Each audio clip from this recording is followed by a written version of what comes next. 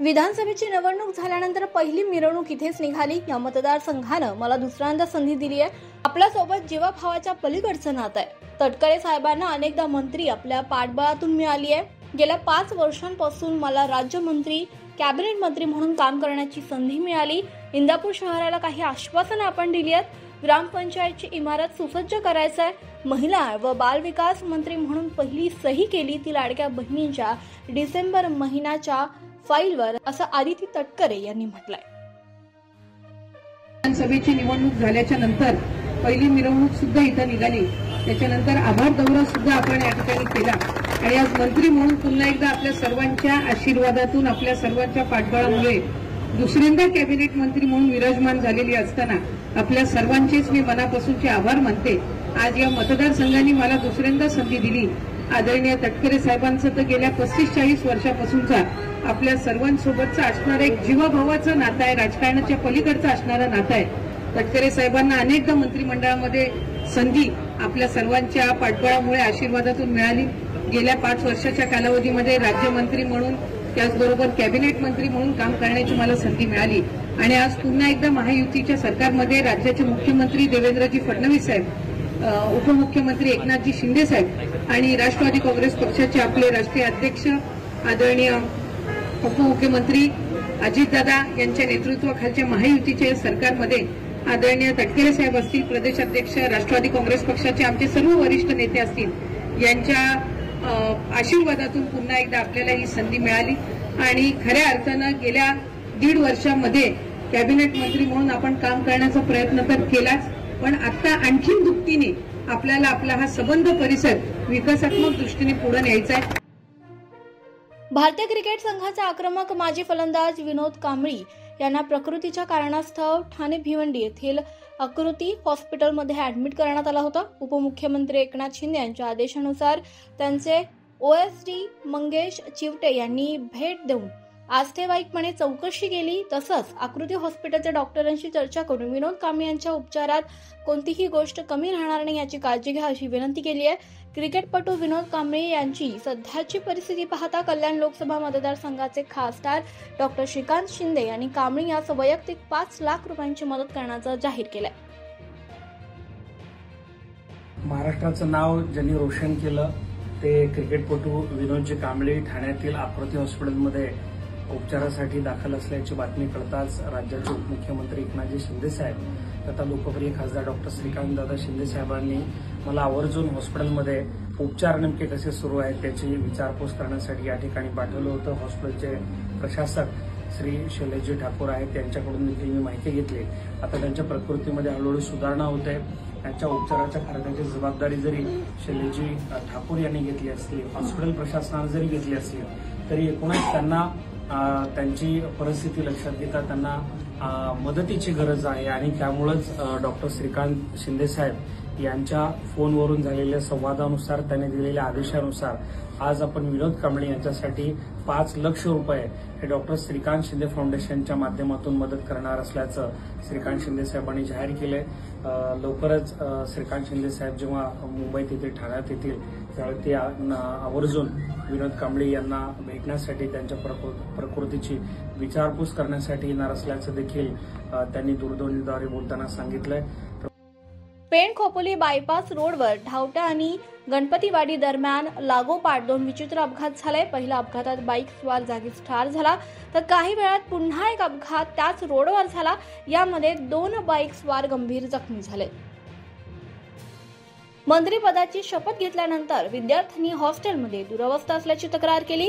तक्रार प्राप्त होताच मंत्री संजय शिरसाट थेट हॉस्टेलमध्ये गेले। त्या ठिकाणी असलेल्या दुरवस्था बघून शिरसाट चांगले संतापले। आता अधिकाऱ्यांची मस्ती चालू देणार नाही म्हणत त्यांनी अधिकाऱ्यांना चांगलंच धारेवर धरलं। काल बीडला गेलो, त्या ठिकाणी मी त्या एसपीला भेटलो। त्यांनाही सांगितलंय कोणत्याही राजकीय पक्षाचा नेता असेल, कोणत्याही राजकीय पक्षाशी संबंधित कोणी व्यक्ती असेल, त्याची गय करता कामा नये। या ठिकाणी ते डीसीपी होते, अनेक चांगले अधिकारी बीडला भेटलेले आहेत। त्यांनी सुद्धा सांगितलं की मी माझं कुटुंब संभाजीनगरला ठेवलंय, मला जितक्या दिवस काम करता येईल ते प्रामाणिकतेने करेल आणि जोही गुन्हेगार असेल मी त्याला पकडेल, हे आश्वासन मला तिथलच्या एसपीने सुद्धा दिलंय आणि त्या पद्धतीत ते कामाला लागले। सरकार कुणालाही पाठीशी घालणार नाही, हे सरकारची भूमिका आहे. पुणे अपघातानंतर फिट येऊन पडलेल्या तरुणाचं पुणे शहर पोलीस दलातील पोलीस उपायुक्त डॉक्टर संदीप भाजीभाकरे यांनी प्राण वाचवले. वानवडीच्या जगताप चौकात कारने दुचाकीला उडवल्यानंतर दुचाकी स्वार फिट येऊन रस्त्यावर पडला होता. त्याच रस्त्यानं जाणारे पोलीस उपायुक्त डॉक्टर संदीप भाजीभाकरे यांनी आपल्या वैद्यकीय कलेचा अवलंब करून तरुणाचे प्राण वाचवले.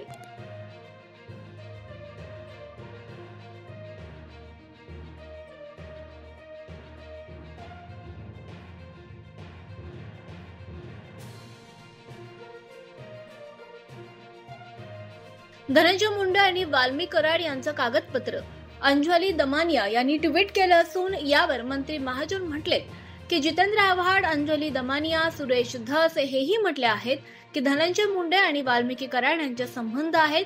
या बाबतीत धनंजय मुंडे यांनी सुद्धा हे म्हटलेलं आहे की माझे त्यांच्याशी चांगले संबंध आहेत.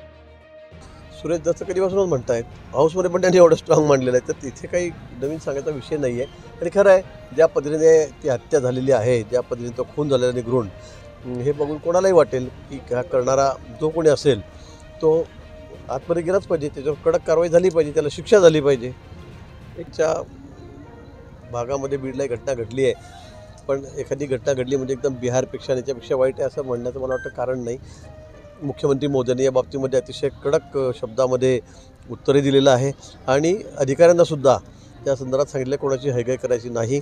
जो कोणी दोषी असेल तो किती मोठा असेल त्याला 8 टाका हे त्यांनी सांगितलेलं आहे. मराठा आंदोलक मनोज जरांगे उद्या परभणी आणि बीड जिल्ह्यातील मसाजोग गावच्या दौऱ्यावर आहेत. परभणी येथील मयत सोमनाथ सूर्यवंशी आणि मसाजोग येथील मयत सरपंच संतोष देशमुख यांच्या कुटुंबियांची जरांगे भेट घेणार आहेत. 28 डिसेंबर रोजी बीड मधील मोर्चात सर्वांनी सहभागी व्हावं. मी देखील त्या मोर्चात सहभागी होणार असल्याचे जरांगे म्हणाले. जालन्यात आयोजित एका कार्यक्रमाला उपस्थिती लावल्यानंतर ते पत्रकारांशी संवाद साधताना बोलत होते. कोणाचाही बाप येऊ द्या, मी बीडचे मॅटर दबू देणार नाही असं जरांगे म्हणाले.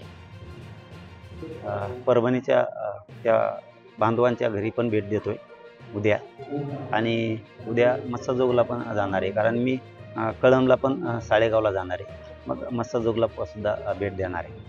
आणि 28 तारखेला बीड जिल्ह्यातल्या जनतेच्या वतीनं मोर्चा ठेवलेला आहे. त्यासुद्धा समाजानं, सगळ्या जनतेनं, कारण तो बीड जिल्ह्याच्या जनतेच्या वतीनं असल्यामुळं सगळ्या जनतेनं त्यात सहभागी पण व्हावं. कारण ज्या मागण्या आहेत कुटुंबाच्या त्या पूर्ण करण्यासाठी आपण सगळेजण त्या कुटुंबाला बळ देऊया. 28 तारखेला म्हणजे डिसेंबरच्या, सगळ्यांनी डिसेंबर 28ला त्या मोर्चात सहभागी व्हावं. कारण ते मॅटर नाही दबू देत, कोणाचा पण बाप येऊ दे, ते मॅटर नाही दबू देत. गृहमंत्री अमित शहा यांनी राज्यसभेत डॉक्टर बाबासाहेब आंबेडकर यांच्याविषयी केलेल्या कथित अपमानास्पद वक्तव्यावर काँग्रेस हल्लाबोल करत आहे. काँग्रेस पक्षातर्फे देशभरात निदर्शने करण्यात आली. मात्र मुख्यमंत्री देवेंद्र फडणवीस यांनी काँग्रेस पक्षावर देशाची आणि संसदेची दिशाभूल केल्याचा आरोप करत गृहमंत्र्यांच्या वक्तव्याचा अपूर्ण व्हिडिओ जारी केलाय. मुख्यमंत्री म्हणाले, दिशाभूल करण्यासाठी काँग्रेसनं हे अर्धवट विधान व्हायरल केलं. काँग्रेसनं आपल्या कृत्याबद्दल माफी मागावी असंही ते म्हणाले. पहिल्यांदा तर काँग्रेस पार्टीने या गोष्टीकरता माफी मागितली पाहिजे की अमित शहा यांचा अर्धवट व्हिडिओ ट्विट करून आणि त्याच्यावर त्यांनी संसदेचा वेळही खराब केला आणि आता जनतेचा वेळ देखील खराब करताय. खरं म्हणजे संसदेमध्ये बोलत असताना ज्या प्रकारे माननीय मोदीजींनी काँग्रेस पक्षाला एक्सपोज केलं आणि कशा प्रकारे भारतरत्न डॉक्टर बाबासाहेब आंबेडकरांना आणि भारतातल्या संविधानातल्या आरक्षणाला देखील नेहरूजींचा, इंदिराजींचा आणि संपूर्ण गांधी घराण्याचा वारंवार विरोध राहिला आहे, हे पूर्ण पुराव्यासहित ज्यावेळेस जगासमोर मोदीजींनी आणलं, त्यामुळे काँग्रेस पार्टी अशा प्रकारे आता नाटक करण्याचं काम करते आहे. खरं म्हणजे याच काँग्रेस पार्टीने कधीही भारतरत्न डॉक्टर बाबासाहेब आंबेडकरांना निवडून येऊ दिलं नाही, जाणीवपूर्वक त्यांना पाडलं. आणि एवढंच नाही तर अगदी भारतरत्न डॉक्टर बाबासाहेब आंबेडकरांचं ज्या ठिकाणी महापरिनिर्वाण झालं त्या तिथे इंदू मिलच्या जागेवर स्मारक व्हावं याकरता इतके वर्ष आंदोलनं करावी लागली, पण सुईच्या टोका एवढी जमीन देखील काँग्रेसच्या सरकारने दिली नाही.